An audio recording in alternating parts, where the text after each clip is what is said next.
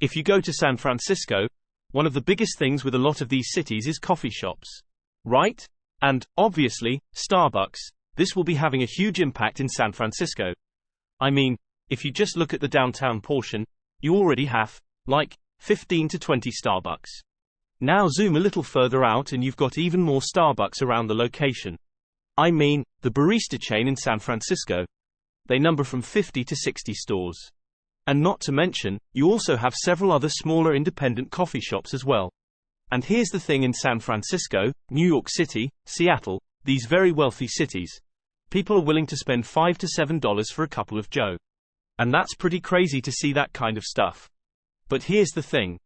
Even Starbucks isn't making any more money in San Francisco because one of the biggest customers that buy these expensive coffee drinks are gonna be your office workers, because San Francisco used to have a massive increase of 150,000 office workers coming to the city every single day. And those guys need the caffeine to keep things up and going. And, yes, some people bring their own coffees.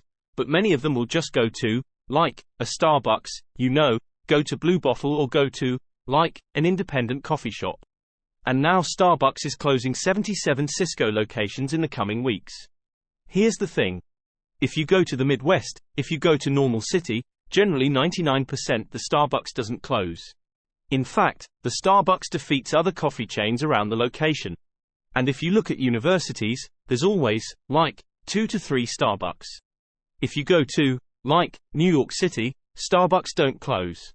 Starbucks are opening every single day.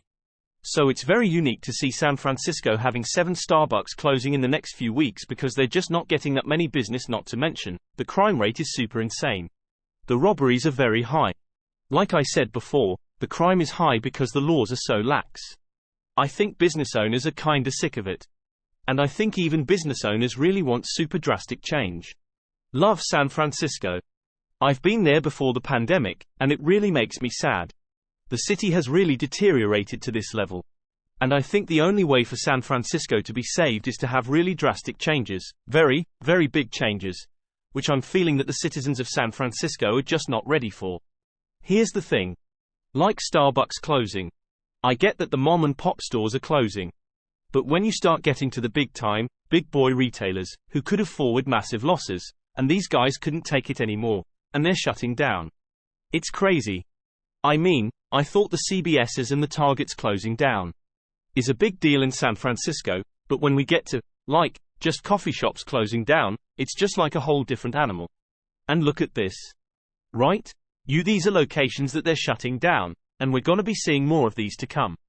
And if you guys are wondering, it's probably just a Starbucks, well, guess what? We got many other stores. In fact, Target will be closing down 9 stores in major cities across the nation. Alright? And 3 stores out of the 9 are in one location, San Francisco. San Francisco has a massive shopping scene. Like I said, it's very compact, very dense place. And you do have a lot of these Targets, which they basically just saying goodbye to the city. San Francisco is such a big market for a retailer. If you're a retailer like Target, if you're a coffee shop like Starbucks, you want to have as many of your stores in tightly compact, high-income tech cities like San Francisco. You want as many of your stores in there as possible. But here's the thing. Target's surprising, they're actually losing business in San Francisco, whereas they're supposed to be making a lot of money.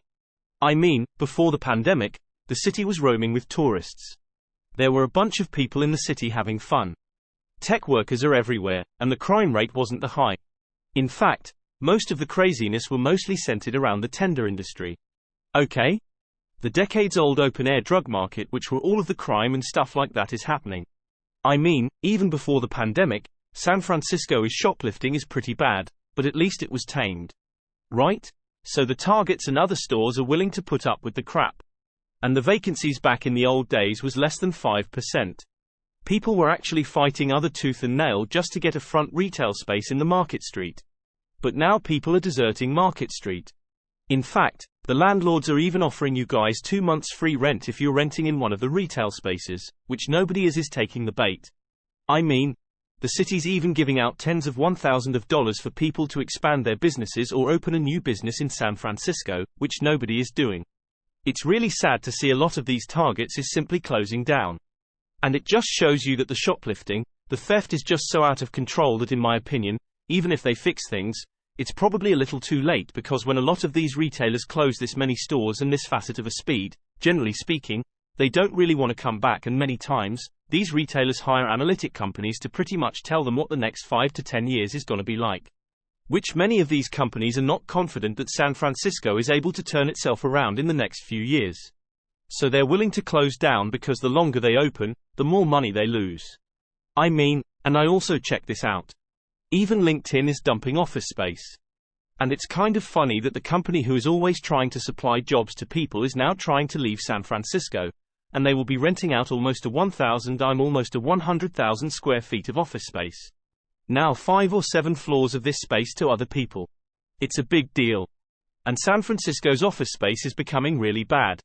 You got tech conferences leaving and much, much more. And when San Francisco looks like this 247, I mean, the moment you walk out in many of the streets, it just looks like this. People say it's like a third world country. People say it's like a battlefield. And don't even give me to Oakland. Oakland apparently is even worse.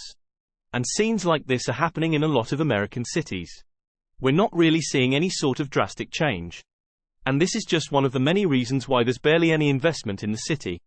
There's barely any people who want to come in the city, and there's no investments in the city. But if you look at other cities, right, even New York City, like, if you go to Manhattan and Brooklyn, retail and businesses are booming pretty well. We're seeing a lot of high-class, very expensive investments over there. Same in Las Vegas. We're seeing a lot of investments in housing, businesses, and also tech companies. Don't even give me a start to Miami. Those guys are doing so well that even commercial real estate is actually going up in value, which is a rarity these days. So San Francisco is seeing a new burst of robberies and retail closures since Monday. We're gonna be seeing more of these robberies because, yes, you're probably seeing videos of the cops finally doing a little bit. But that's just one incident. Right? There's crazy amounts of robberies and shoplifting every single day, probably in the hundreds in San Francisco and the rest of the Bay Area. And they can't really do anything. There's a massive police shortage. There's also a shortage of just security and also absurd laws. Right? You know, you can't really clear homeless encampments in front of her business. Well, kiss your business goodbye, because nobody's going to a bakery if there's, like, a bunch of homeless tents outside. I'm just gonna be real. Right? I feel like there should be some rules. You just can't have tents on the streets. I mean, am I crazier or what? I don't really think that's a really crazy thing to really request. I mean, we want to have a clean, safe city, San Francisco. I don't know, man.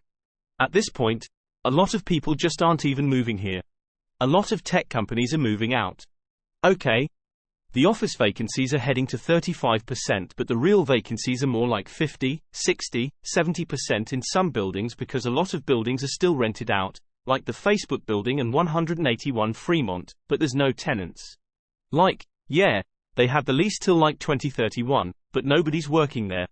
So they're just waiting for the lease to end and they don't want to cancel it. This is what's happening. It's a really sad scene in San Francisco. But let's see what happens. You know, if they do change things around in 2023, 2024, I'll be very, very glad, but right now, hey, even the Starbucks is leaving.